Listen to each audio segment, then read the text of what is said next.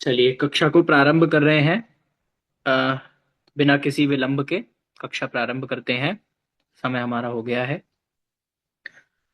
नमो अरिहंताणम, नमो सिद्धाणम, नमो आयरियाणम, नमो उबज्झायाणम, नमो लोए सब्ब साहुणम।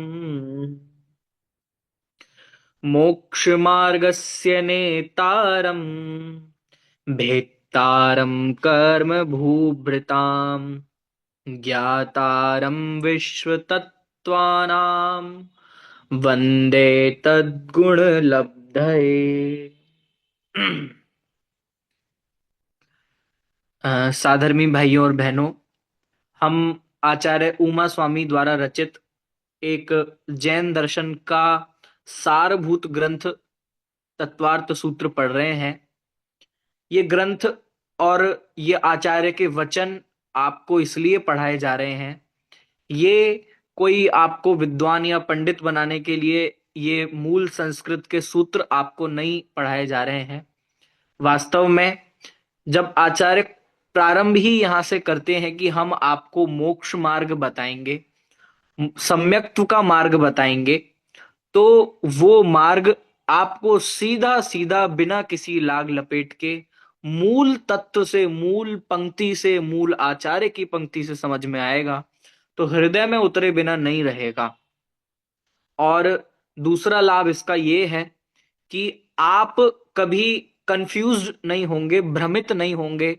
कभी कोई कुछ धर्म के नाम पे कहे, कभी कोई कुछ धर्म के नाम पे कहे, आपके पास एक आधार रहेगा कि हमने मूल संस्कृत में लिखी हुई आचार्य उमा स्वामी की बात पढ़ी है। और ये ना कोई दिगंबर का टैग मार्क है, ना श्वेतांबर का टैग मार्क है, ना किसी और पंथ का टैग मार्क है। तो इसलिए ये ग्रंथ बहुत महान है और हम सब मूल पंक्तियों से इसको पढ़ रहे हैं। हम सब सौभाग्यशाली हैं। चलिए, तो हमने पहला सूत्र तत्वार्थ सूत्र जी का पढ़ा। पहला सूत्र तत्वार्थ सूत्र जी का क्या है? सम्यक दर्शन ज्ञान चारित्राणी मोक्ष मार्ग।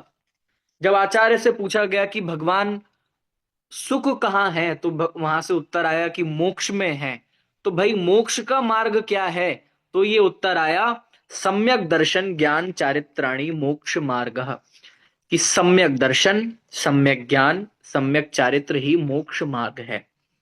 हो सकता है बहुत से लोग नए जुड़े हों, उनको ये भी नहीं पता हो कि सम्यक दर्शन ज्ञान चारित्र क्या है।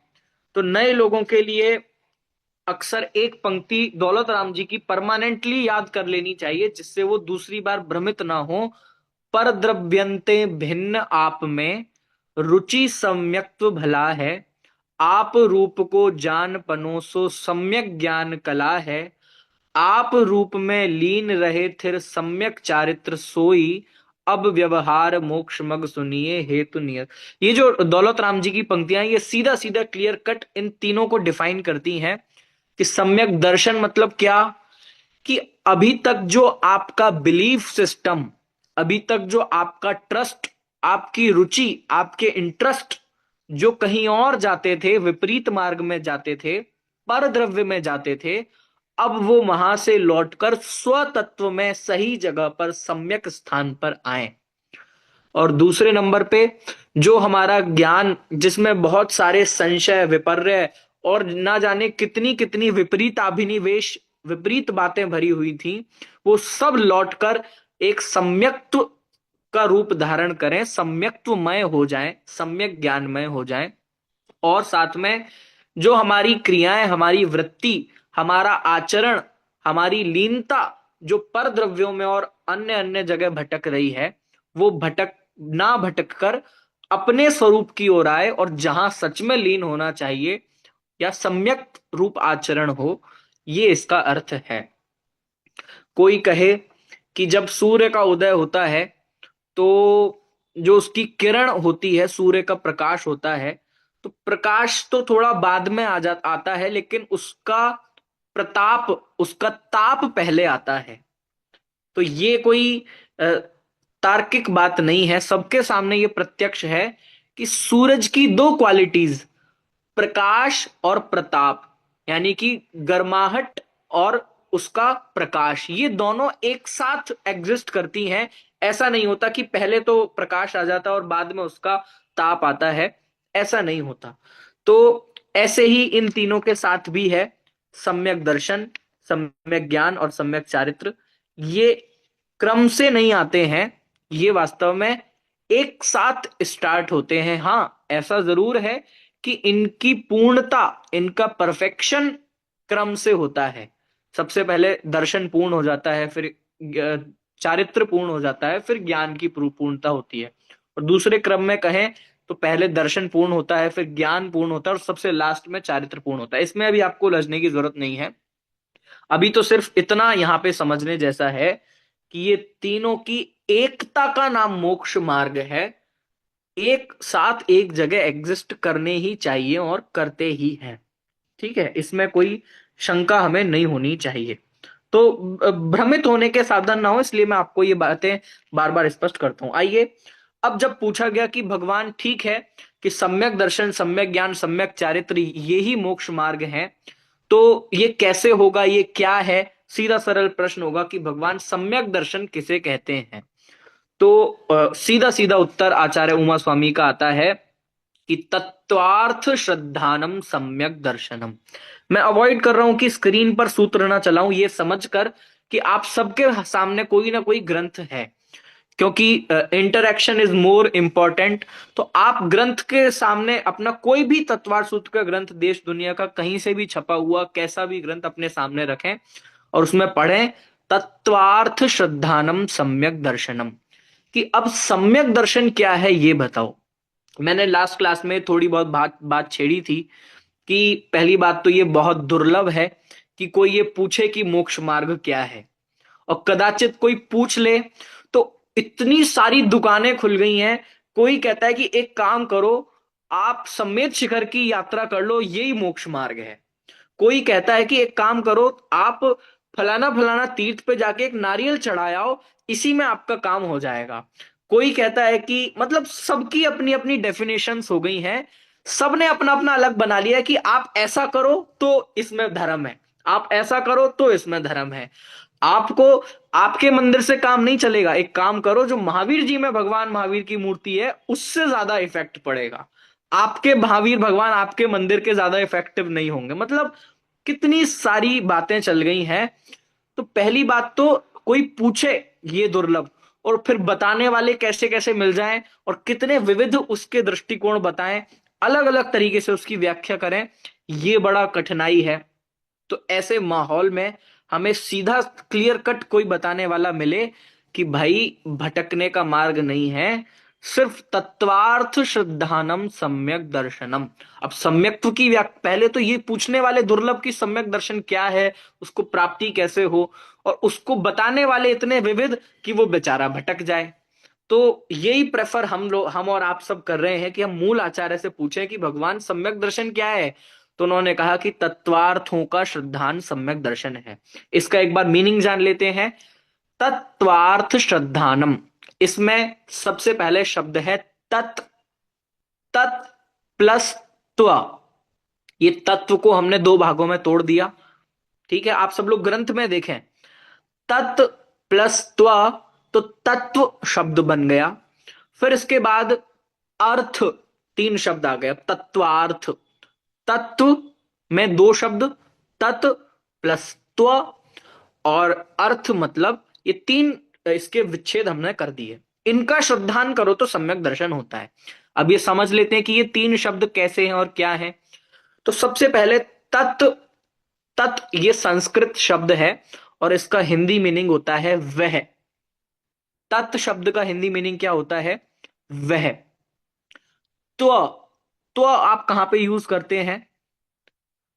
त्व, ये जो प्रत्यय है, ये जो शब्द आप देखते हैं, ये यूज होता है जब आपको कोई भी चीज भाववाची बनानी हो।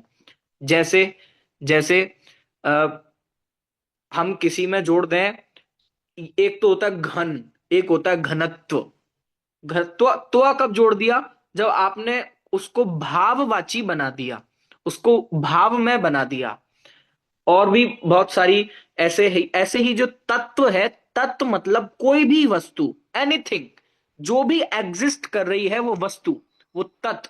और त्व मतलब उसका भाव, उसका जो असली स्वरूप है, स्वभाव है, तत्त्व, इसको जानना। और साथ में अर्थ, अर्थ मतलब वो ही वस्तु। तो मैं इन तीनों को मिला के बताऊं, अर्थ और तत्व। अर्थ मतलब कोई भी पदार्थ, कोई भी एग्जिस्ट करती हुई कोई भी चीज, मतलब अर्थ, ठीक है। और तत्व मतलब वह, ये वह किसको कहा जा रहा है? अर्थ को। और त्व उसके भाव को जानना। सीधा सीधा मैं बिना घुमाए कह दूं तो किसी भी पदार्थ के भाव को जानना, ये सम्यक दर्शन है। अब मैं समझाऊंगा कि ये क्या है, कैसा है। ये तो बहुत सीधी सिंपल सी बात लग रही है कि किसी भी चीज के मतलब को जानना, उसके भाव को जानना, वो सम्यक दर्शन है। मैं अब सिर्फ शब्दार्थ इसका आपको समझा रहा हूं, ठीक है। ये आपको स्पष्ट हुआ? तत्व और अर्थ, ठीक है। अर्थ मतलब कोई भी पदार्थ, ठीक है, छह द्रव्य, सारे की सारे द्रव्य। और तत् मतलब उस पदार्थ का त्व, उस पदार्थ का तत्व जानना, भाव जानना, उसका स्वभाव जानना, ये सम्यक दर्शन है। यहां पे क्या शब्द दिया है? अब ये तो तत्वार्थ का मीनिंग हो गया। अब तत्वार्थ का क्या करें कि तत्वार्थ जैसा है उसका वैसा श्रद्धान करना, अपने बिलीफ सिस्टम में ऐसा बिठा लेना कि तत्वार्थ ऐसा है, इसका नाम सम्यक दर्शन है। बस ये सीधी सीधी डेफिनेशन है। इसको अब समझ रहे हैं आप लोग? शब्द देखकर और अर्थ देखकर घबराइएगा नहीं। और आपकी जो रेलेवेंट मान्यता सम्यक दर्शन के लिए है, जो हम अक्सर प्रवचनों में और जगह जगह सुनते हैं, उसका भी रिलेशन मैं इससे बताऊंगा। अभी तो आपको डायरेक्ट आचार्य के शब्द एज इट इज समझ में आने चाहिए। आचार्य का क्या निर्देश हुआ कि तत्वार्थ श्रद्धानम सम्यक दर्शनम, कि भाई यदि सम्यक दर्शन की प्राप्ति करनी है। अब देखो इससे कितनी सारी चीजें क्लैरिफाई होती हैं। कभी कभार ऐसा होता है कि सम्यक दर्शन के लिए हमारे दिमाग में एक इमेज बनती है कि सम्यक दर्शन मतलब ऐसा कुछ होता होगा कि कुछ उठे और कुछ हवा से ऊपर उठ जाए कोई, और बहुत महात्मा जैसा बन जाए, देव आ जाते होंगे, मतलब बहुत सारी हम सोच के रखें कि सम्यक दृष्टि और सम्यक दर्शन तो क्या चीज होगी। लेकिन ये जो डेफिनेशन है एकदम धरातल पे रहती हुई डेफिनेशन है। क्या है कि हम कोई हवा नहीं सिखा रहे हैं सम्यक दर्शन के नाम पे। सिर्फ इतनी सी बात कहते हैं कि जो जैसा है उसको वैसा जानो, बस वैसा श्रद्धान करो, ये सम्यक दर्शन है, बस दैट सॉल्व। मतलब आपने क्या क्या सोच रखा है, उसके लिए क्या क्या करना पड़ेगा, कितने कुछ पहाड़ उठाने पड़ेंगे, और भी दुनिया भर के क्या क्या डेफिनेशंस हैं। तो भाई सम्यक दर्शन माने तत्वार्थ का श्रद्धान, बस दैट सॉल्व, इसका नाम सम्यक दर्शन है। अब देखो मैं हिंट कर देता हूं कि इसका क्या भाव है। और जो हम भाषाएं बहुत सारी सुनते हैं, पंडित टोडरमल जी साहब ने मोक्ष मार्ग प्रकाशक में इसको बहुत बहुत अच्छी तरह क्लियर किया है। उन्होंने कहा कि कोई तो बोलता है कि सिर्फ आत्मा को जान लो तो सम्यक दर्शन हो जाएगा। कोई ये बोलता है कि आप कुछ मत करो, बस मंदिर जाया करो, देवशास्त्र गुरु का श्रद्धान करो, वीतरागी को पूजो, तो आपको सम्यक दर्शन हो गया। कोई कहता है कि ये सब मत करो, बस इतना जान लो कि मैं कौन और पर कौन, मतलब भेद विज्ञान कर लो तो सम्यक दर्शन हो जाएगा। ये मैं समझता हूं कि आप लोगों ने भी ये सब डेफिनेशंस कहीं ना कहीं सुनी होंगी। क्या मैंने आपको चार बातें बोल दी अभी? कोई कहता है कि आपको सम्यक दर्शन करने के लिए तत्वार्थों का श्रद्धान बहुत जरूरी है। आपने ये सुना होगा। आपने ये भी सुना होगा कि दुनिया में कुछ भी जानना जरूरी नहीं है, सिर्फ आत्मा को जान लो और सम्यक दर्शन हो गया। ये भी आपने सुनी सुनाई बात है। फिर इसके बाद ये भी सुनते हैं कि आप सिर्फ कुछ मत करो, आपको कुछ जानना जरूरी नहीं है, बस भेद विज्ञान कर लो। क्या मैं हूं, क्या मैं नहीं हूं, स्व क्या है, पर क्या है, बस इतना जान लो, हो गया सम्यक दर्शन। और बहुत सारे लोग ये भी कहते मिल जाएंगे कि मंदिर जाओ, देवशास्त्र गुरु का श्रद्धान करो, सच्चे देवशास्त्र गुरु के बारे में पहचानो, यही हो गया सम्यक दर्शन। तो कहीं ना कहीं ये चारों पांचों बहुत सारी ये जो व्याख्याएं सम्यक दर्शन की है, ये हमें आपस में मिसमैच होती हुई दिखती हैं। लेकिन वास्तव में मिसमैच नहीं है। आप इन सब का जिस्ट यदि निकालो तो जिस्ट सिर्फ इतना सा है कि जो जैसा है उसे वैसा मान लो बस। आप चारों डेफिनेशन में लगा लो आप ये। अब जैसे मैंने कहा कि तत्वार्थ को जानो, तो तत्वार्थ में क्या जानोगे आप? कोई इस लोक के बाहर की चीज जानोगे क्या? या कोई ऐसी चीज जानोगे जो एग्जिस्ट ही नहीं करती? वही तो जानोगे जो है। अब है में क्या क्या है? जीव है और अजीव है। जीव को जान लो और अजीव को जान लो। अब जब अजीव को जानोगे तो ये जानोगे साथ में कि ये मैं नहीं हूं, और जीव को जानोगे तो ये जानोगे साथ में कि ये मैं हूं। बस यही तो भेद विज्ञान है, और यही जीव और आत्मा को जानना है। अपने में अपनापन, ये भी बोलते हैं अपने में अपनापन करना सम्यक दर्शन है। तो ये सारी जो डेफिनेशंस हैं ये कोई अलग अलग दिशाओं में नहीं जाती हैं, ये एक ही जगह है, ये एक ही बात है कि सात तत्वों को जान लिया सो हो गया सम्यक दर्शन, बस। इसके अलावा कुछ करने की जरूरत नहीं है, बस। आपको बात समझ में आती है कि नहीं? तो ये बहुत क्लियर कट डेफिनेशन है। आप लोग बीच में भी, ये क्लास ऐसी नहीं है कि हम लास्ट में ही क्वेश्चनिंग करें। आप लोग बीच में भी कोई भी किसी भी प्रकार का क्वेश्चन पूछने के लिए स्वतंत्र हैं, हैंड रेस करके। ठीक है? तो अब ये सीधी सीधी बात आचार्य ने बता दी कि जो अर्थ है, उन अर्थों का जैसा भाव है उसका तत्व वो जान लो, तो यही सम्यक दर्शन है। ठीक है? ये त्व वाली बात तो समझ गए। जब किसी भी चीज का भाव बताना हो तो हम क्या उसके आगे त्व लगा देते हैं। ठीक है? जैसे बोला, एक तो होता है प्रभु, एक होता है प्रभुत्व, एक होता है नेता, एक होता है नेतृत्व, एक है कर्ता, तो होता है कर्तृत्व।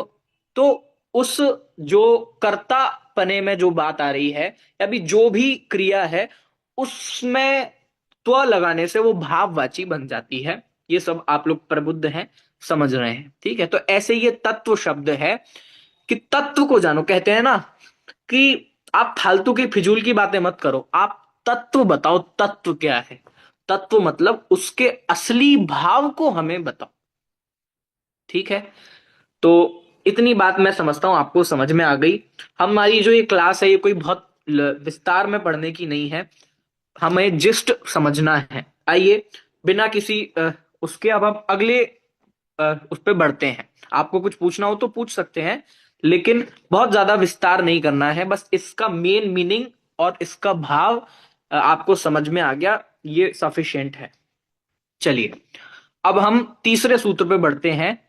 अब ये प्रश्न हुआ कि साहब, ये तत्वार्थ का श्रद्धान करना है, ये बात तो हमें समझ में आ गई कि सात तत्वों को जानो, उसके अर्थ का जैसा भाव है उसको जानो। तो ये समझाएगा कौन ये, और होगा कैसे? सीधी सीधी बात है, ये कहां से होगा और क्यों होगा? मतलब ये कैसे पॉसिबल, इसकी उत्पत्ति कैसे होगी? सीधी बात, ये कैसे मिलेगा हमें सम्यक दर्शन? तो अगला सूत्र आचार्य ने रचा, जिसको पढ़ते हैं, मैं पढ़ूंगा, आपको रिपीट करना है। तन्निसर्गादधि गमाद्वा। फिर से पढ़ता हूं, तन्निसर्गादधि गमाद्वा। पढ़िए आप लोग। चलिए, बहुत बढ़िया। आप लोग बाद में भी इसको पढ़ने की जरूर प्रैक्टिस करिएगा। अब इसको हम फिर से तोड़ देते हैं। संस्कृत को पढ़ने की, सूत्रों को पढ़ने की सबसे अच्छी टेक्निक यही है कि हम शब्दों को तोड़कर पढ़ें, तो वो ज्यादा अच्छे से समझ में आते हैं। तो अब तन निसर्गा दधि गमाध्वा, ये एक पद यहां पे दे रखा है। इसको जब हम तोड़ देते हैं तो इसमें कितने शब्द निकलते हैं, आइए देख लेते हैं। सबसे पहले आप निकालिए तत्। मैं अ, अच्छे से समझा पाऊंगा, मैं इसकी वो भी लगा देता हूं। तत्वार्थ श्रद्धानम सम्यक दर्शनम के बाद स्क्रीन पे भी मैं आपको लगा देता हूं, जिससे आपको और थोड़ा क्लियर रहे।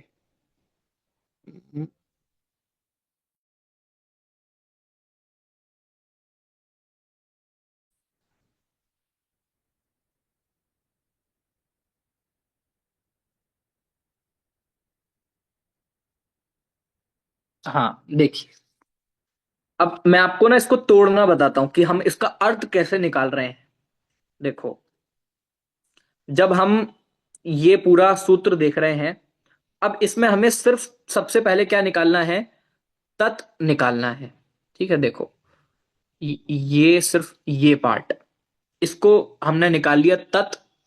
अब इसके बाद निसर्ग, दूसरा पार्ट है इसका।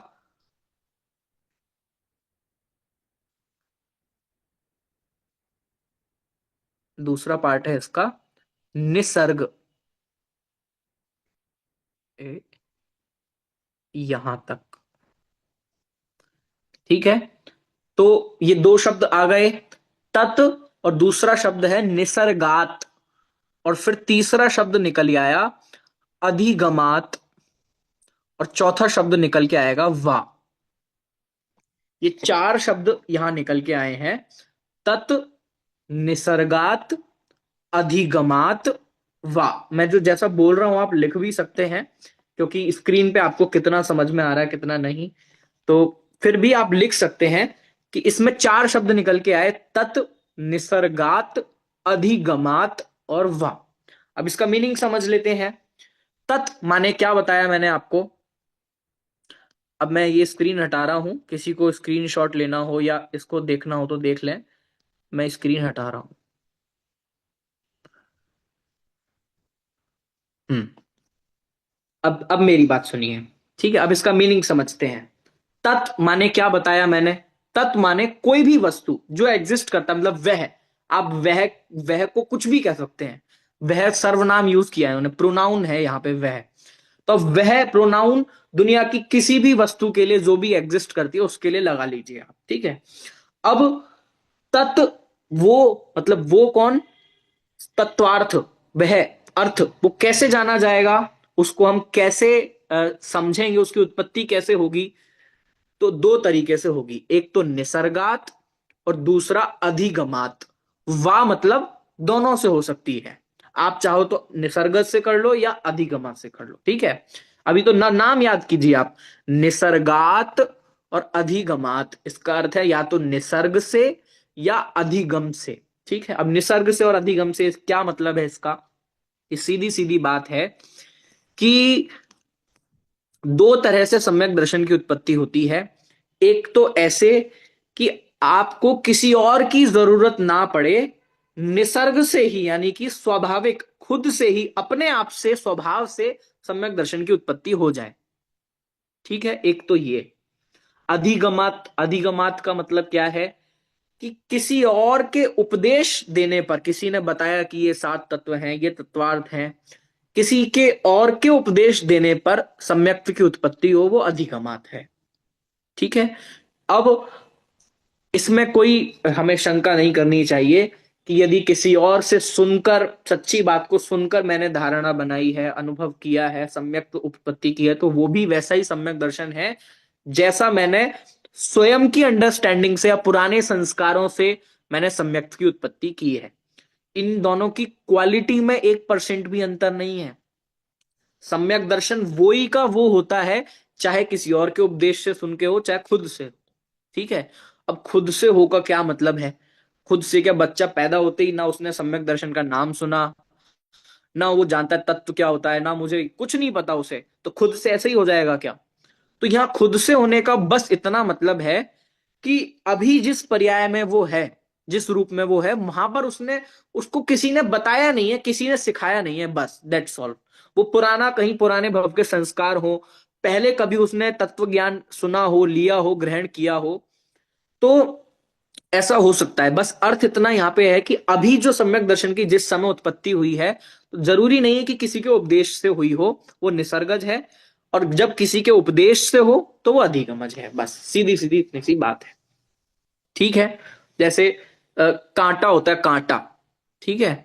तो कोई भी कांटा किसी भी तरह का, तो कांटे का नाम कांटा कहते ही उसे हैं जिसमें नोक हो। समझ रहे हो? कांटा, नहीं तो बहुत सारे तरह की डंडी और भी बहुत सारे नाम चलते हैं, लेकिन कांटा शब्द उसको दिया जाता है जिसमें स्वभाव से ही नोक हो।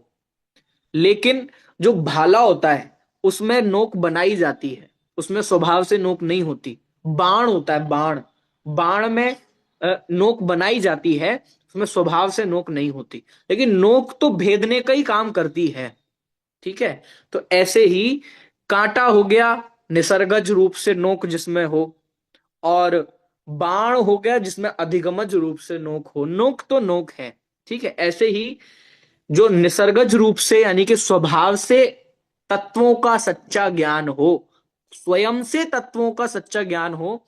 स्वयं से अर्थ ध्यान देना, ऐसा नहीं कि कुछ भी तत्वों का ज्ञान हो, स्वयं से कुछ भी मान लिया। पुराने जो तत्व के संस्कार हैं उसके माध्यम से जो मान लो जाति स्मरण हुआ, आपने सुना होगा कि उन तीर्थंकर को जाति स्मरण हुआ, या पुराणों में बहुत सारी कथाएं ऐसी हैं कि जाति स्मरण होकर उनको सम्यक्त हो गया, या फिर और भी किसी निमित्त से उनको सम्यक दर्शन हो गया। तो यहां पर जो जाति स्मरण होता है वो वास्तव में निसर्गज कहलाता है। क्यों? क्योंकि जो भी हुआ है पुरानी किसी बात को याद करके कि भाई मैं यहां था, मैं ऐसा था वैसा था, यहाँ तत्व सुना था, और वो सम्यक्त हो गया। अभी किसी ने उपदेश दिया है तो वो अधिगमज में चला जाएगा। धर्मोपदेश ये भी बहुत बड़ा कारण है सम्यक्त का।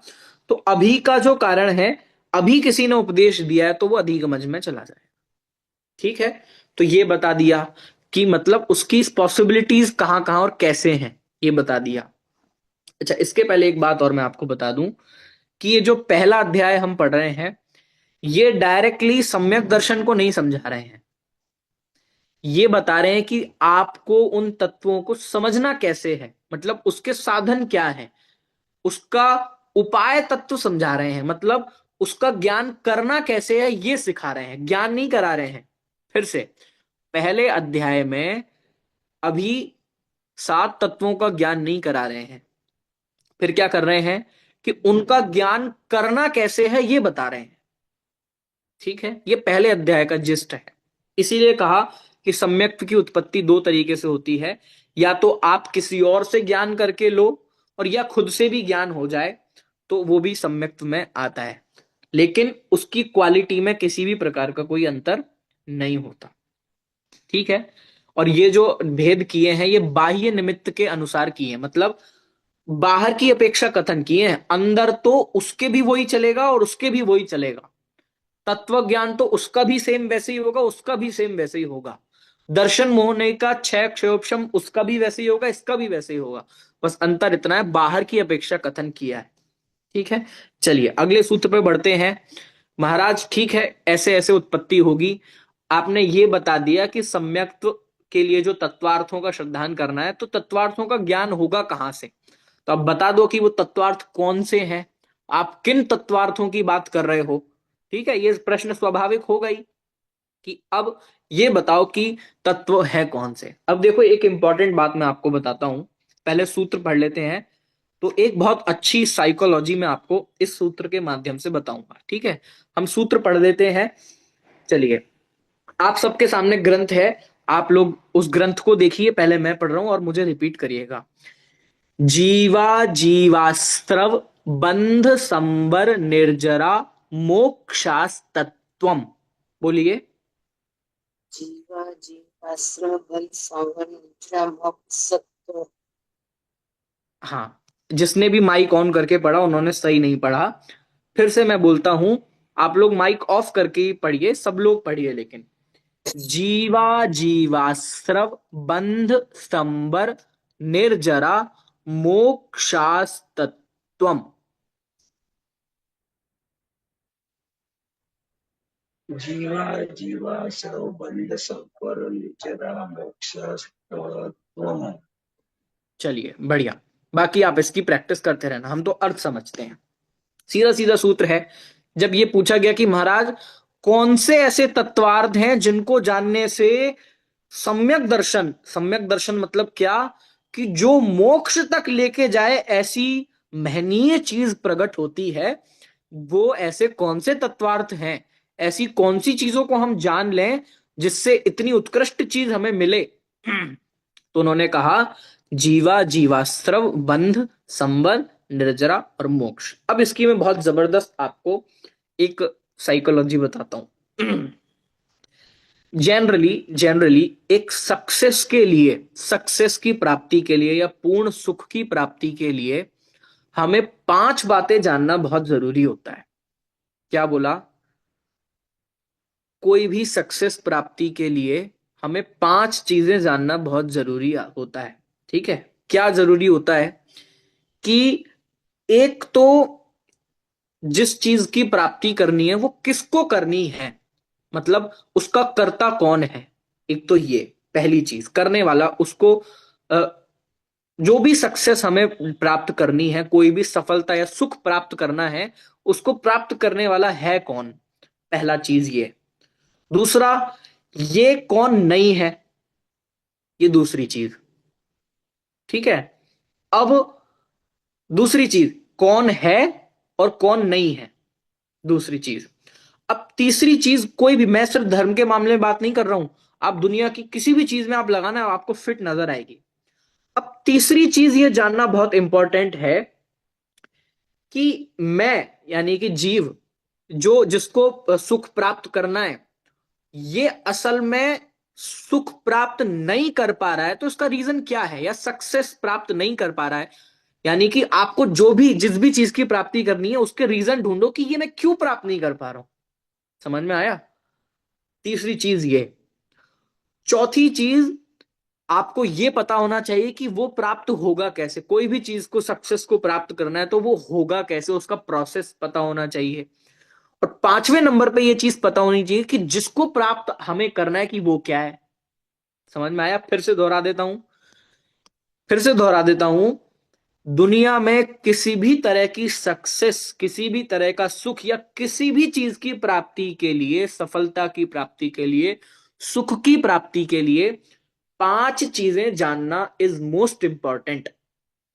आपकी किसी की 70 साल की उम्र है, किसी की 80 साल की उम्र है, कोई 100 साल जीता है, कोई 60 साल जीता है। मैं आपको जिनवाणी के माध्यम से रिकमेंड कर रहा हूं कि आप अपनी 80-100 साल की उम्र में कुछ जानना, चाहे मत जानना, कोई फर्क नहीं पड़ता। आप ये मत जानना कितने देश हैं इस दुनिया में, आपको कोई फर्क नहीं पड़ेगा। आप ये मत जानना कि भारत में कितने स्टेट हैं, आपको ये जानने की जरूरत नहीं है कि भारत का प्रधानमंत्री कौन है। आपको कुछ भी जानने की जरूरत नहीं है। कोई एकदम मूर्ख से मूर्ख भी हो, एकदम मूर्ख हो कि मैं कुछ नहीं जान सकता, मुझे तो आप ये बता दो, मेरी 80 साल की जिंदगी है, कि ऐसी चीज बता दो जिसको जानने से मेरा काम हो जाए। ठीक है? आपको कुछ भी जानने की जरूरत नहीं है, बस ये 5 चीजें जान लीजिए। क्या जानना है? कि भाई, तुम जिसको जिसको जो चाहिए, सुख चाहिए, तो वो है कौन, किसको चाहिए? तो जीव को चाहिए। ठीक है?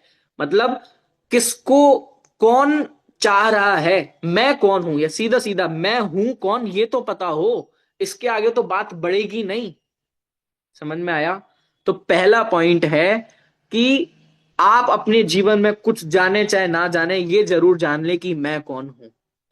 फिर इसी का दूसरा पहलू है कि आप अपनी जिंदगी में ये जरूर जान ले कि मैं कौन नहीं हूं, ये भी जान ले। ठीक है?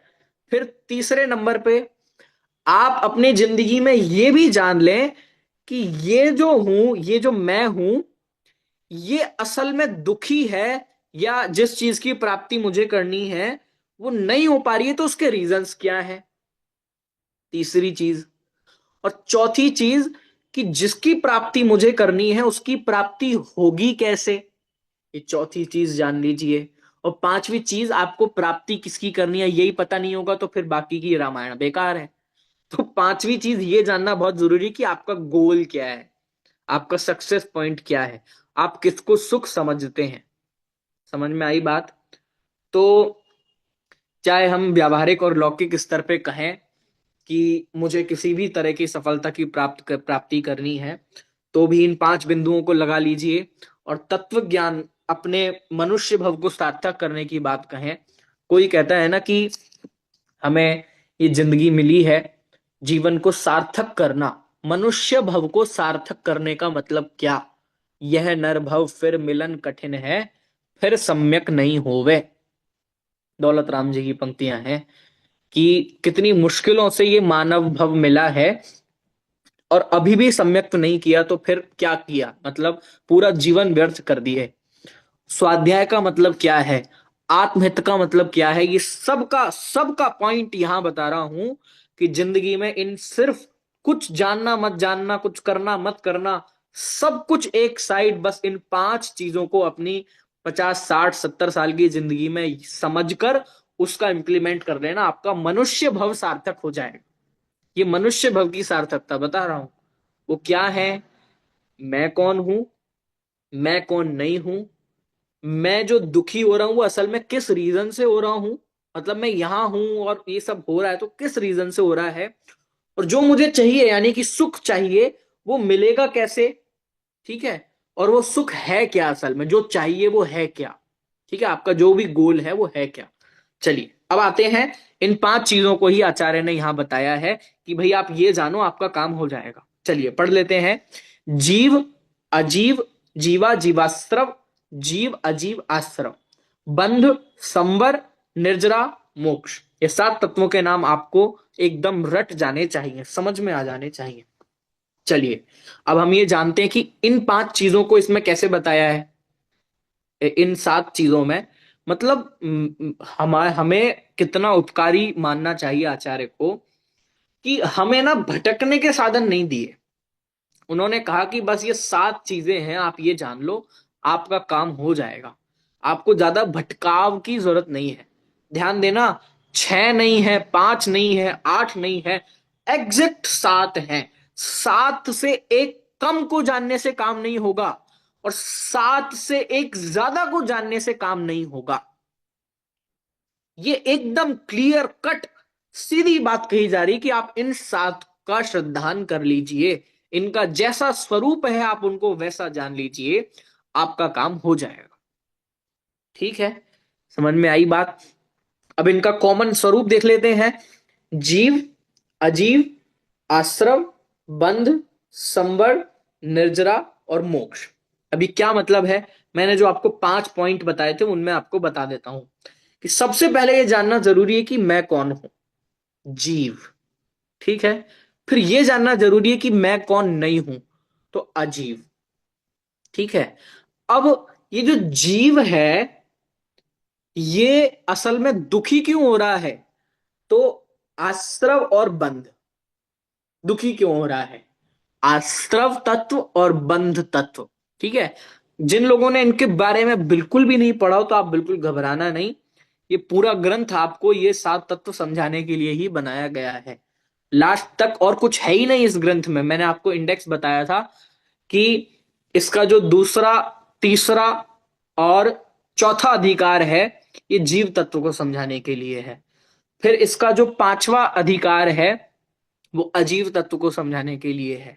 फिर जो छठा अधिकार है वो आश्रव तत्व को समझाने के लिए है। ऐसे अंत तक पूरा 7 तत्वों को आपको समझाएंगे, ठीक है।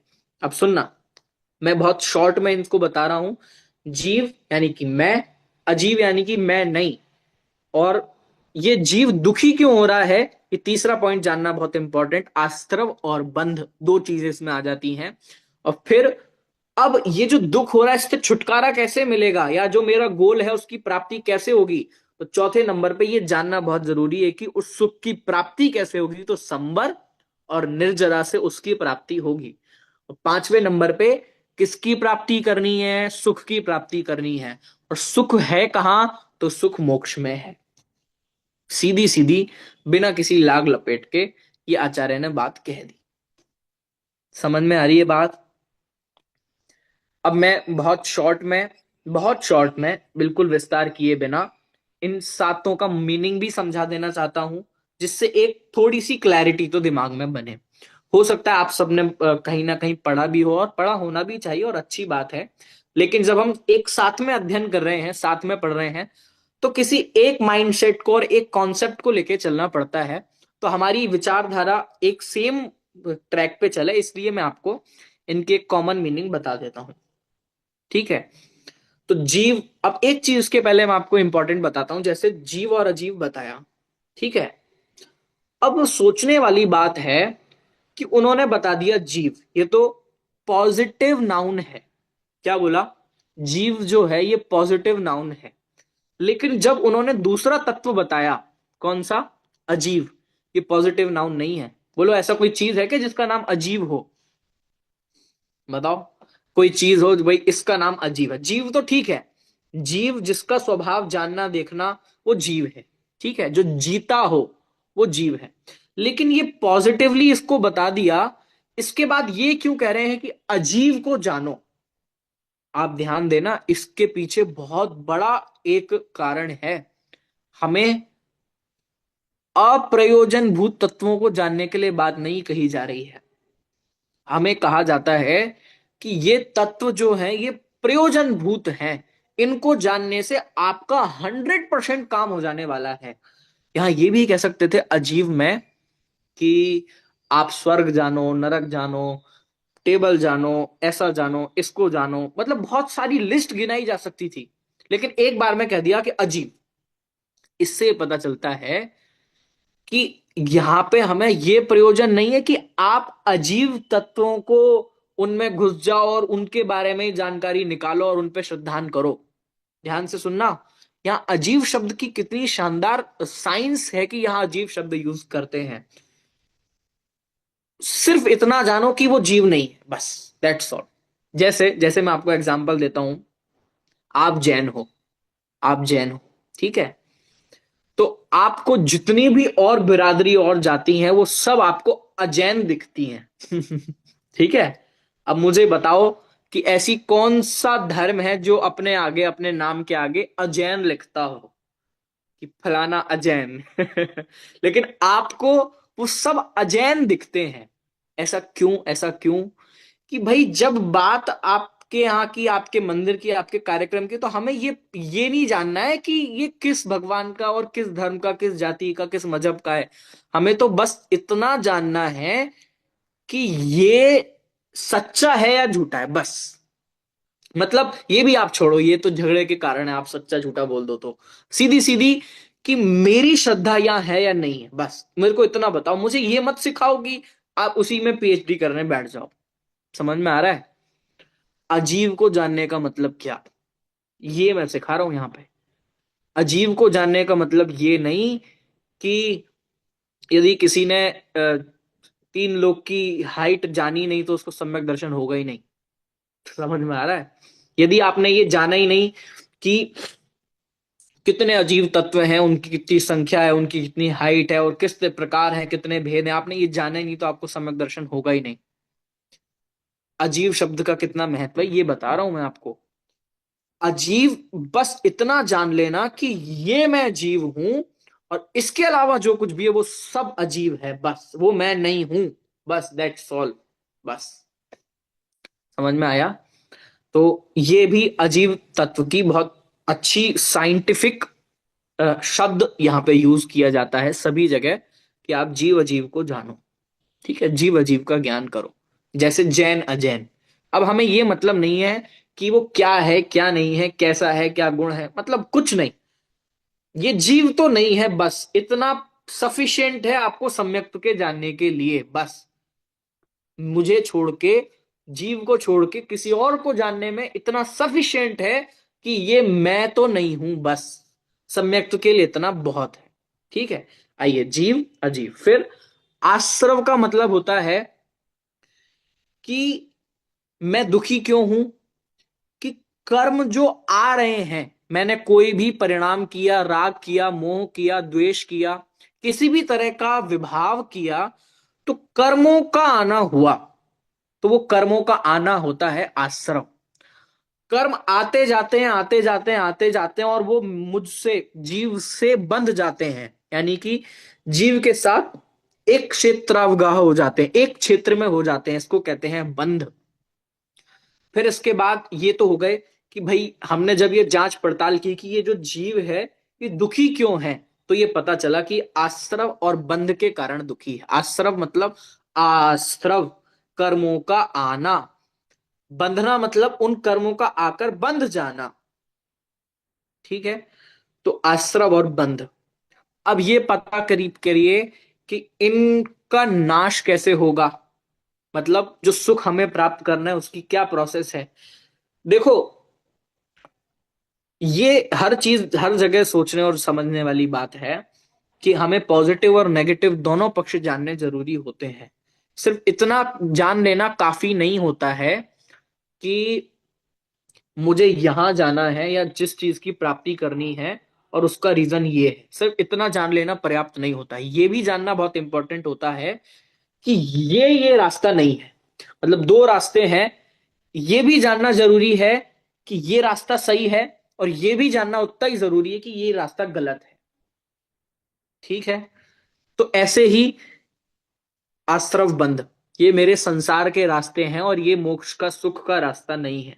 फिर इसके बाद संवर और निर्जरा, ये क्या है कि संवर मतलब तो आश्रव का अपोजिट। संवर मतलब आश्रव का अपोजिट, जो आ रहे थे उनको रोक देना, संवरण। संवर, आवरण कहते हैं ना, संवरण। तो उनको रोक देना, उनको आवरण कर देना, अब वो आएंगे नहीं, इसको बोलते हैं संवर। और निर्जरा कहते हैं कि जो कर्म बंध गए थे, बंधे हुए कर्मों का खिरना, उनका अब मेरे से दूर जाना, वो होता है निर्जरा। और जब सारे कर्म खिर जाते हैं तो उसे हम कहते हैं मोक्ष। सीधी सीधी सी बात है। ठीक है। आपको जितना समझ में आया हो अच्छी बात है, और यदि नहीं समझ में आया हो तो पूरा ग्रंथ यही समझाने के लिए है, हम सब पढ़ेंगे ही। चलिए आगे बढ़ते हैं। इस तरह ये जीव अजीव आश्रव वन संवर निर्जरा मोक्षास तत्वम। मैंने आपको पहले दिन एक बात कही थी कि आज बच्चे बच्चे के मुंह पे यही रटा है कि तत्व सात होते हैं, तत्व सात होते हैं। लेकिन आचार्य कुंद कुंद यानी कि इनके गुरु, उन्होंने तत्व नौ बताए हैं। मतलब तत्वार्थ पदार्थ नौ बताए हैं। तो वो नौ पदार्थ कैसे हो गए, कोई सात कोई नौ, ऐसी कोई डिस्प्यूट नहीं है। असल में उनका उद्देश्य कुछ अलग है और इनका उद्देश्य कुछ अलग है। इनका सीधे सीधी क्लियर कट बात कहना है, और उनका उद्देश्य है आत्महित परक बात कहीं से भी ले जाना, उनका उद्देश्य है। वो कैसे है वो मैं बताता हूं। इन्होंने जो आश्रव और बंध तत्व कहे, उन आश्रव और बंध तत्व के ही दो भेद हो जाते हैं। एक तो ऐसा आश्रव जो हमारे अच्छे कर्मों को करने से होता है, और एक ऐसा आश्रव जो हमारे बुरे कर्मों को करने से होता है। सीधी सीधी बात। एक को बोलते हैं पुण्य, एक को बोलते हैं पाप। बस उन दोनों को अलग से डिफाइन करने के लिए, वो एक विशेष प्रयोजन को लेकर कि दो चीजों को हम अलग से बताएं और उनको ये बताया जाए कि ये दोनों एक प्लेटफॉर्म पे हैं, इनके कोई अलग अलग प्लेटफॉर्म नहीं है। ये प्रयोजन आचार्य कुंद कुंद का था, इसलिए उन्होंने इन दोनों को अलग से डिफाइन किया। लेकिन यहां पे तो मूल सिद्धांत की सीधी क्लियर कट बात करनी थी, तो उन्होंने सात तत्व कहे, और यही सात तत्व हैं, क्योंकि पुण्य पाप अलग से कोई तत्व नहीं है, वो तो आश्रव और बंध के भेद है। ठीक है। चलिए, इतना इस सूत्र के बारे में जान लेना सफिशिएंट है। वो सूत्र का अर्थ क्या है, वो सूत्र में जो लिखा गया है तो वही क्यों लिखा गया और कुछ नहीं लिखा गया, सूत्र का भाव क्या है, ये दो तीन चीजें हमें जानना अभी यहाँ पे इष्ट है। तो हमने ये सब जान लिया। सूत्र में सात तत्वों के नाम गिनाए हैं। सात ही क्यों गिनाए हैं, क्योंकि आठ नहीं है, नौ नहीं है, पांच नहीं है, छह नहीं है। और चैलेंज भी करते हैं वो, कोई लाके बताओ, तो हम उसको भी यहाँ पे बात करेंगे।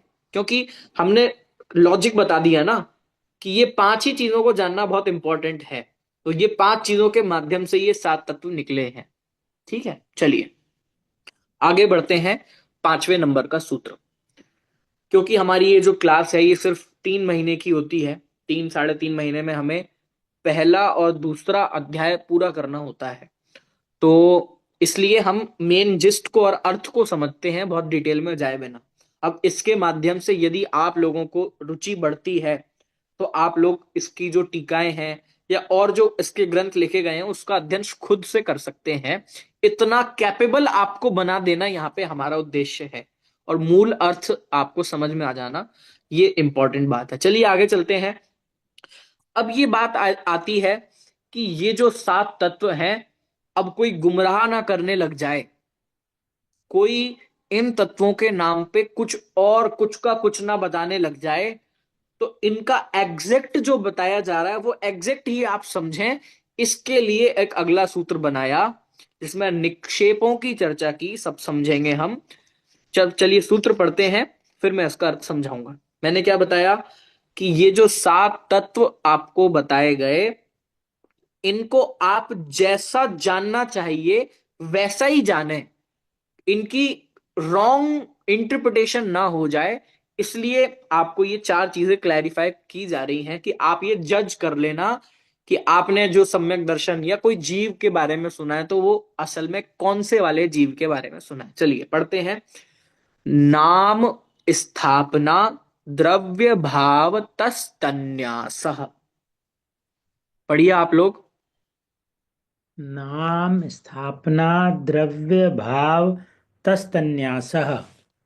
चलिए बहुत बढ़िया, सीधा सीधा सूत्र है।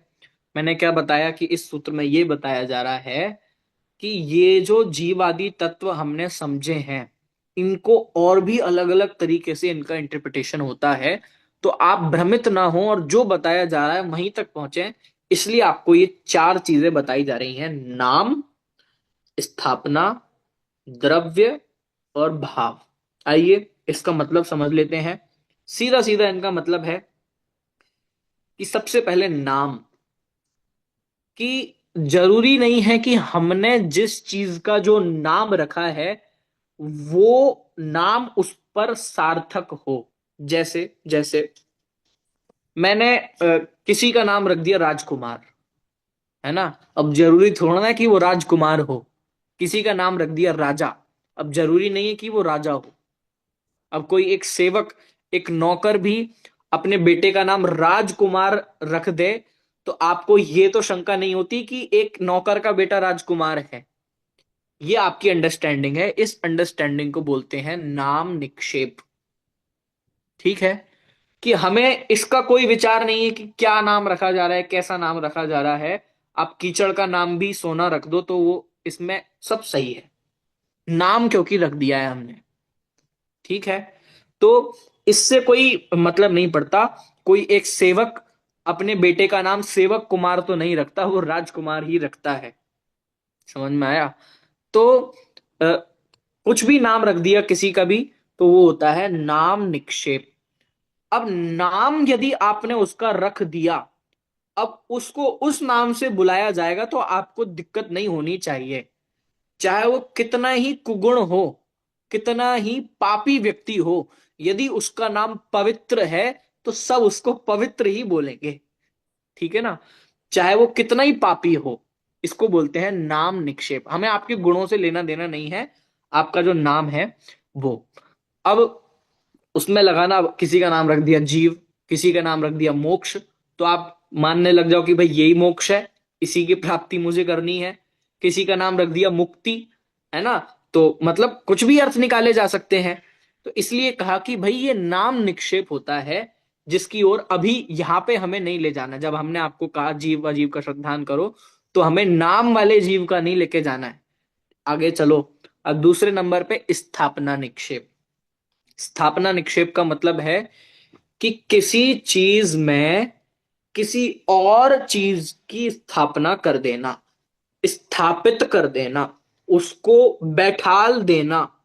समझ में आया?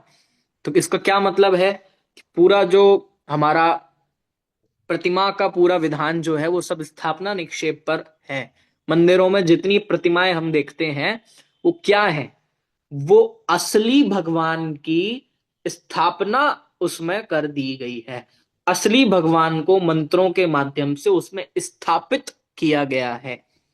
ठीक है, प्रतिष्ठा, प्रतिष्ठा की गई है। स्थापना, प्रतिष्ठा और स्थापना ये एक ही धातु और एक ही वर्ब से बने हुए शब्द हैं। प्रतिष्ठा, स्था, है ना, और स्थापना, स्थापन, प्रतिष्ठापन। समझ में आया? तो ऐसे स्थापना कि किसी और चीज को या किसी भगवान को मूर्ति में स्थापना कर देना, ये स्थापना है। ठीक है, हम जब पूजा करते हैं तो पूजा में स्थापना आती है सबसे पहले। स्थापना में हम यही करते हैं, कदाचित कहीं ऐसी जगह हम पूजा कर रहे हैं जहां साक्षात भगवान की मूर्ति हमारे सामने नहीं है, तो हम एक लौंग के अंदर भी भगवान की स्थापना कर देते हैं। हम एक चावल के अंदर भी भगवान की स्थापना कर देते हैं।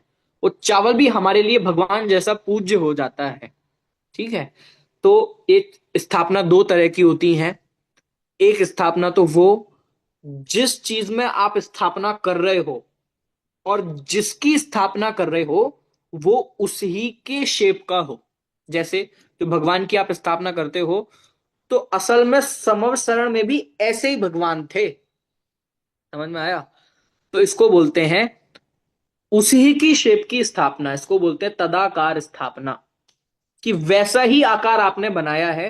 ये पहले नंबर की स्थापना है। और दूसरे तरह की स्थापना होती है जब आप लोंग के अंदर तीर्थंकर भगवान की स्थापना कर दो, लोंग के अंदर सिद्ध भगवान की स्थापना कर दो, उसको बोलते हैं, उसको हमने उस शेप में नहीं किया इसलिए बोलते हैं उसको अतदाकार, कि हमने वैसे तद आकार में उसकी स्थापना नहीं की, तो अतदाकार।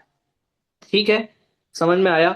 तो इसको बोलते हैं अ, तदाकार और अतदाकार स्थापना। ठीक है।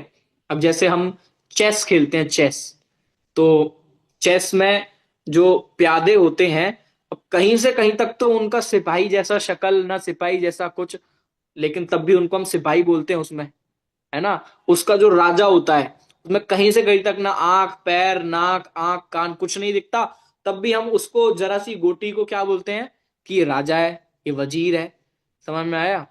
तो इसको बोलते हैं अतदाकार स्थापना। आजकल ऐसे भी बहुत सारे चेस चल गए हैं जिसमें मान लो हाथी दिखाना है तो एकदम असली हाथी उसमें लगा देते हैं, तो उसको तदाकार स्थापना बोल देते हैं। समझ में आया? तो ये स्थापना का कॉन्सेप्ट है। फिर तीसरे नंबर पे अब सूत्र में आइए फिर से, नाम, स्थापना, और तीसरे नंबर पे आता है द्रव्य। अब द्रव्य क्या चीज है?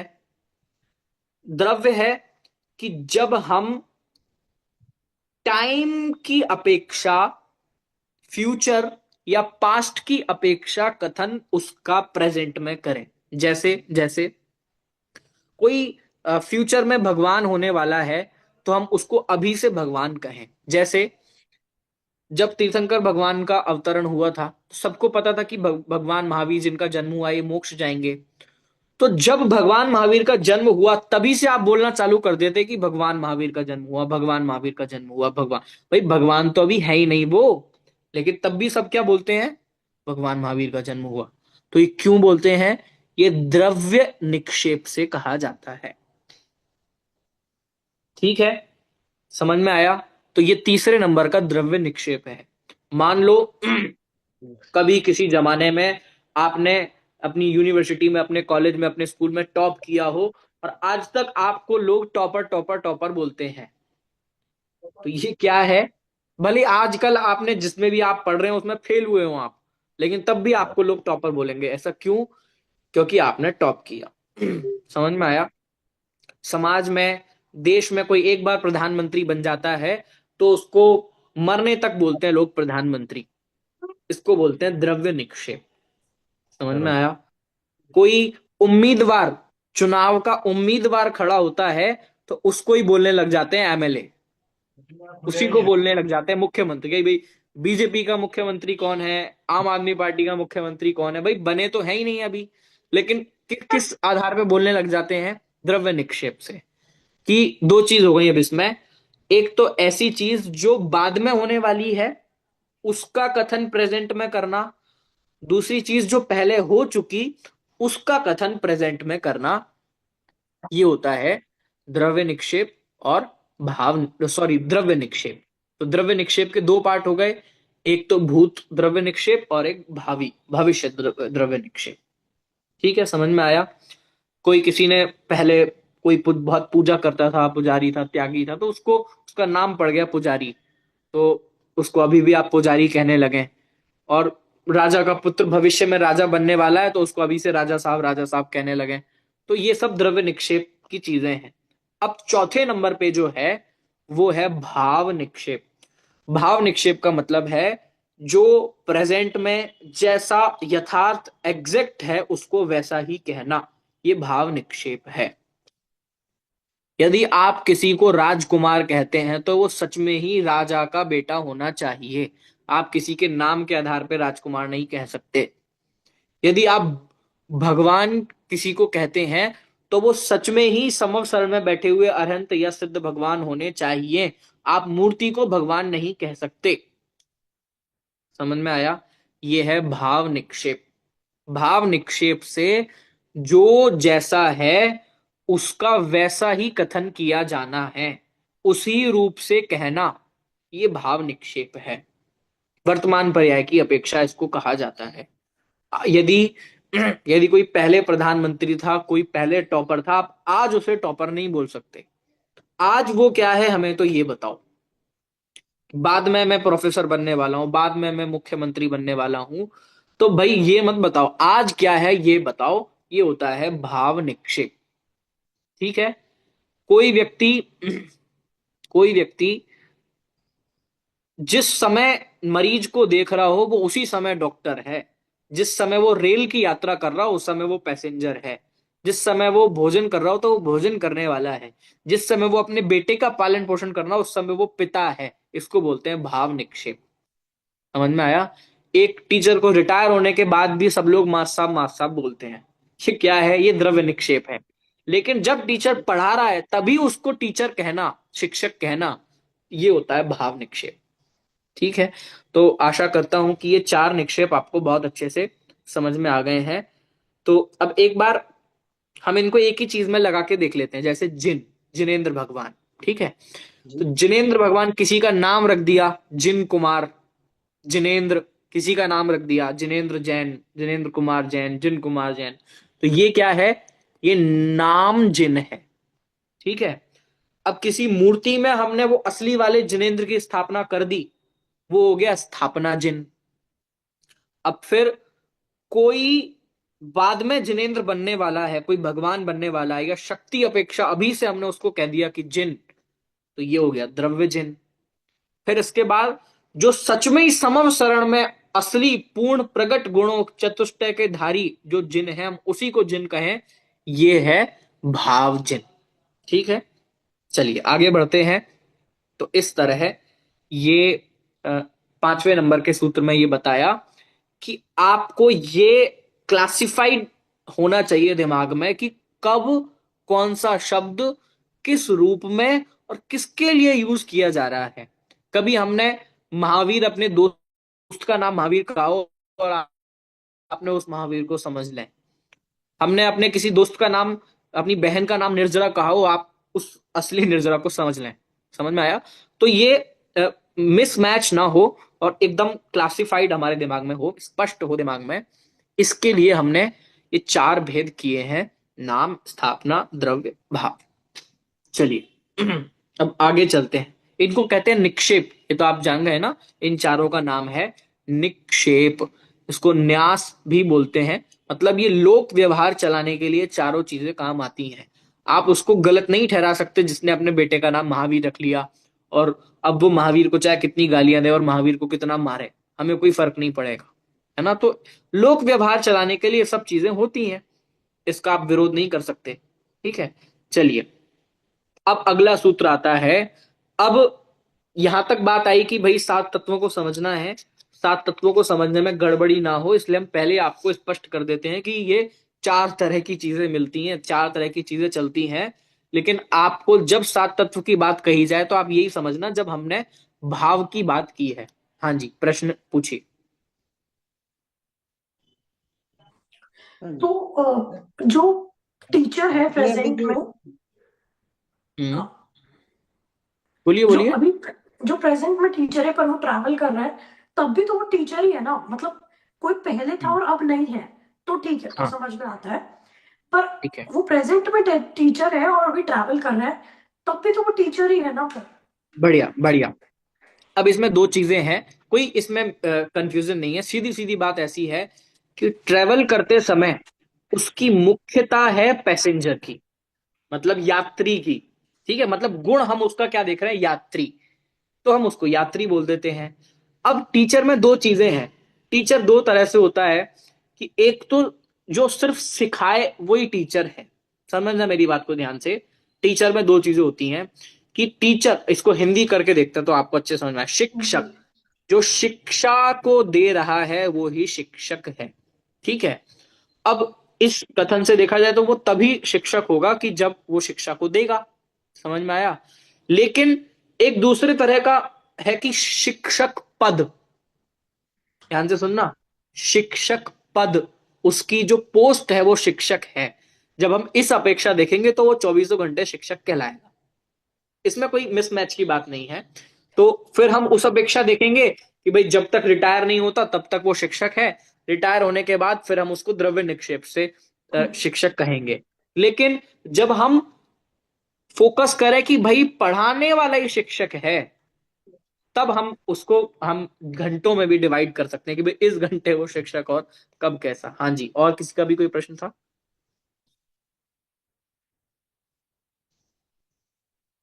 हाँ, कोई भी जिसको बोलना हो आप अनम्यूट करके बोलिए। जी, आपने अभी जो बताया कि द्रव्य निरपेक्ष निक्षेप बताया, अभी आप बता रहे थे वो भविष्य में एमएलए है, पूर्ण ऐसा रहा। मुझे ऐसा कंफ्यूजन हो रहा है कि प्राग भाव और प्रध्वंसा भाव, उसमें भी ऐसा है कि पहले दूध था अभी दही बन गया, वो पूर्व में ऐसा था, हाँ, तो इससे कहीं प्राग भाव, मैच। हाँ कोई नहीं, हाँ बिल्कुल बढ़िया। प्राग भाव और प्रध्वंसा भाव का ये थोड़ा सा अलग कॉन्सेप्ट है। वहां तो ये बताया जाता है कि जो दही बन गया तो दूध वो अलग है, दूध का दही में अभाव है, वो प्राग भाव है। समझ में आया? या फिर अब प्रध्वंसा भाव देखें तो दूध में दही का मतलब उसके फ्यूचर कंडीशन का अभाव है, ये प्रध्वंसा भाव है। ठीक है। अब जब प्राग भाव की बात करी तो प्राग भाव ये बोलेगा कि दूध अलग और दही अलग, हम इसको एक नहीं कह सकते। ठीक है। लेकिन जब आप बात करो द्रव्य निक्षेप की तो आप बोलोगे कि भाई पनीर भी तो दूध ही है, दही भी तो दूध ही है, छाछ भी तो दूध ही है, ये द्रव्य निक्षेप है। समझ में आया? तो इसमें कोई वो नहीं है। प्राग भाव और प्रध्वंसा भाव का एक अलग कॉन्सेप्ट है, वो अलग कॉन्सेप्ट है। प्राग भाव मतलब जो प्राग में अभाव, वर्तमान में जो हूं वैसा प्राग में नहीं था बस, और वर्तमान में जो हूं वो वैसा भविष्य में नहीं रहूंगा, ये प्रध्वंसा भाव, वो अलग कॉन्सेप्ट है। यहां तो लोक दुनियादारी समझाई जा रही है। असल में कोई पापी भी हो तो तब भी पवित्र उसको बोला जा रहा है। तो ये सब लोक व्यवहार में मान्य है। हाँ जी, बोलिए और कोई।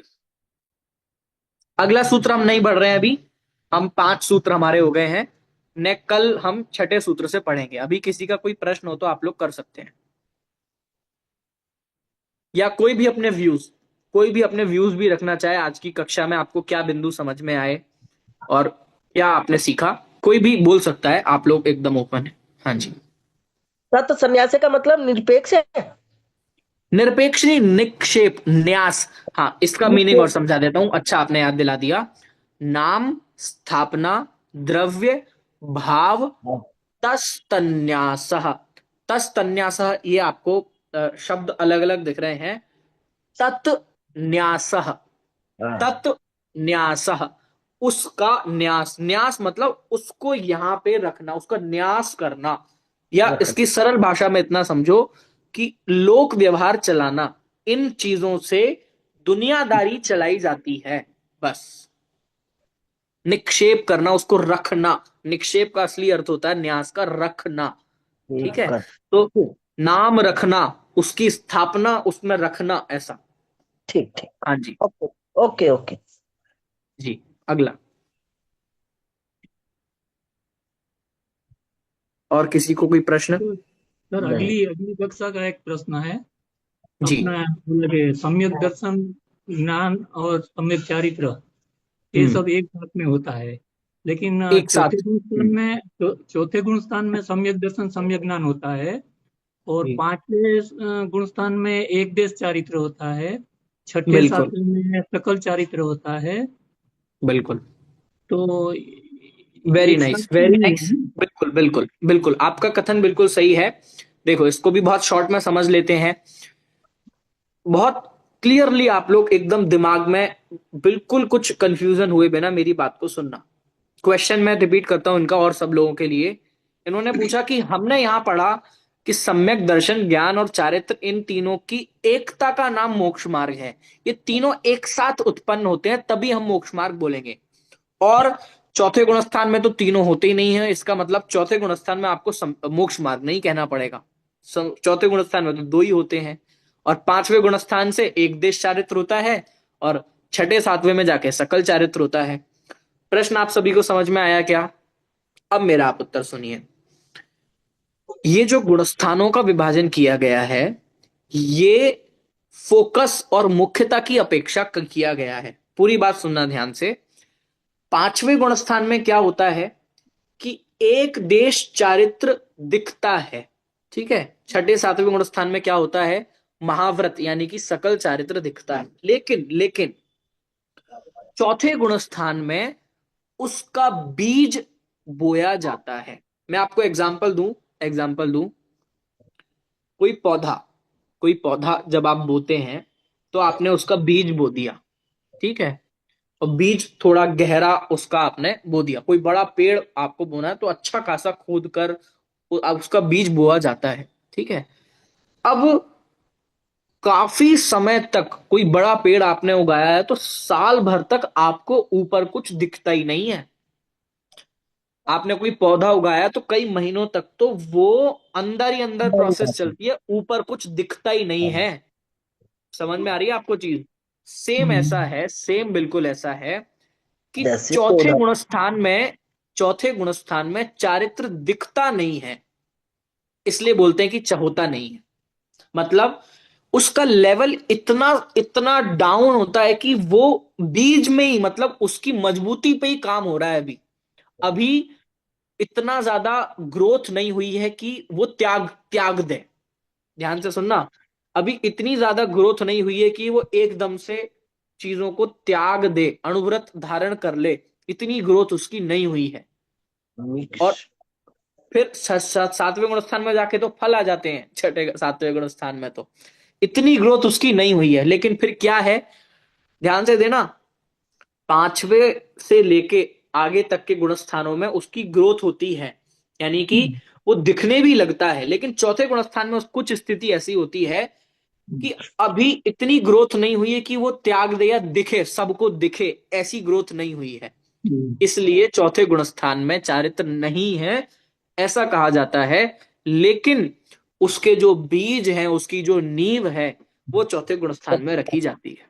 मतलब जमीन के अंदर का काम जो होता है वो चौथे गुणस्थान में होता है। इसका क्या मतलब है? इसका मतलब ये है कि किसी चीज को मैंने जान लिया, जैसे हिंसा त्याज्य है, ये तो सम्यक दर्शन में श्रद्धान हो गया आपको, ठीक है। हिंसा मतलब आश्रव बंध। आश्रव बंध छोड़ने योग्य है। ये क्या है? ये है चौथा गुणस्थान। ये समझ लिया, ये श्रद्धान कर लिया, ये चौथा गुणस्थान है। और जब आप उसको थोड़ा छोड़ने लग जाओ, ये हो गया पांचवा गुणस्थान। आपने नियम ले लिया कि आज से मैं अल्प हिंसा का त्यागी हूं, आज से मैं अ, पांच पापों का अल्प त्यागी हूं। तो ये पांचवा गुणस्थान हो गया। लेकिन फिर आप पूछेंगे कि चौथे गुणस्थान में हुआ क्या? चौथे गुणस्थान में जो हुआ वो ये हुआ कि उसकी हिंसा आदि के प्रति जो हे बुद्धि वर्ती, वो छोड़ दी। ये सच में छोड़ने योग्य है और इनसे मैं बचूं, ये चारित्र चौथे गुणस्थान का है। मतलब उसको उन चीजों में जो हे बुद्धि वर्तती है और निरंतर उनसे बचने की जो प्रयास होता है, वो चौथे गुणस्थान का है। हाँ, इतना वो कैपेबल नहीं होता है कि मैं नियम ले लूं और छोड़ दूं। बस इस कैपेबिलिटी नहीं होने के कारण गुणस्थान में अंतर पड़ आ गया। लेकिन चारित्र चौथे गुणस्थान में मौजूद है, लेकिन दिखता नहीं है। जाए। आई होप आपको ये बात क्लियरली समझ में आ रही है। जी हाँ जी। हाँ, और कोई? बस। चलिए, बहुत बढ़िया। तो इस तरह हमने तत्वार्थ सूत्र के 5 सूत्र आज कंप्लीट किए हैं। अब आगे भी सूत्र आएंगे जिसमें प्रमाण और न्याय की चर्चा, बहुत सुंदर चर्चा आएगी। मैंने बताया कि पहले अध्याय में हम तत्वों के बारे में नहीं जान रहे हैं, तत्वों को जानना कैसे है उसके बारे में जान रहे हैं, ठीक है। तो ये पहले गुणस्थान का पहले पहले अध्याय का कॉन्सेप्ट है और हम आगे भी पढ़ेंगे। आप लोग कोई भी प्रश्न आप लोग बाद में भी पढ़ें, कोई और किताबों से पढ़ें, तो मुझे व्यक्तिगत भी व्हाट्सएप पे आप प्रश्न डाल सकते हैं, तो मैं यथा योग्य उनका भी उत्तर करने का प्रयास करूंगा, ठीक है। चलिए, अभी जिनवाणी की विनय करके अभी की सभा को यहीं संपन्न करेंगे। निज निधि निज में बताई यह अनंत उपकार है, उसके लिए जिन वाणी माँ को वंदना शत बार। बोलिए जिनवाणी माता की जय। सभी को जय जनेन्द्र।